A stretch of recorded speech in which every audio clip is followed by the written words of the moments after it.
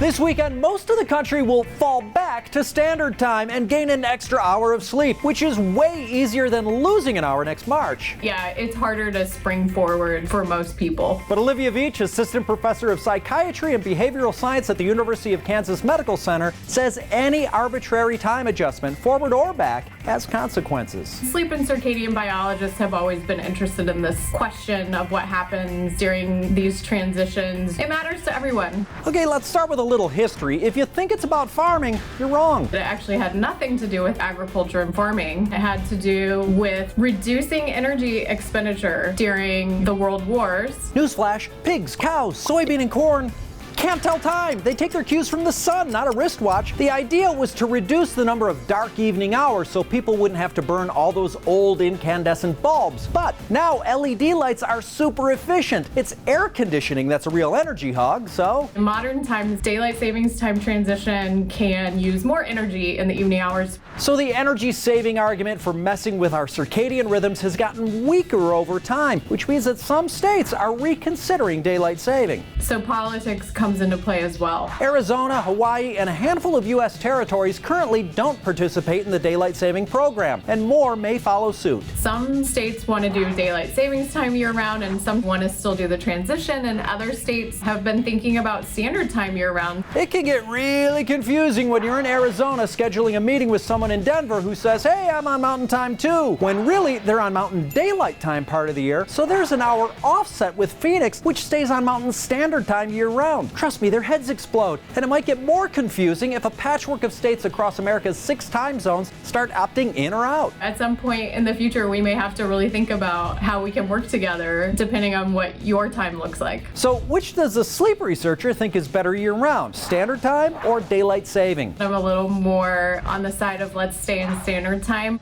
Because whether you're losing or gaining an hour, any transition messes with your sleep. During the first few days following the transition, we have more trouble falling asleep. Our sleep is less consolidated, so people are waking up more during the night, and that ultimately results in more than just an hour of sleep deprivation during the transition. Studies have found unexpected consequences everywhere. Cardiovascular events, lapses in judgment, there's more mistakes in admissions and patient care because people are having trouble keeping focused. So what's the best solution? The best thing for human health would be just to get rid of socially imposed time altogether and just sleep when we feel like we're tired and wake up when we feel like it's time to wake up. Hey, teenagers have had it right all along. Losing sleep over daylight saving is at the top of the list.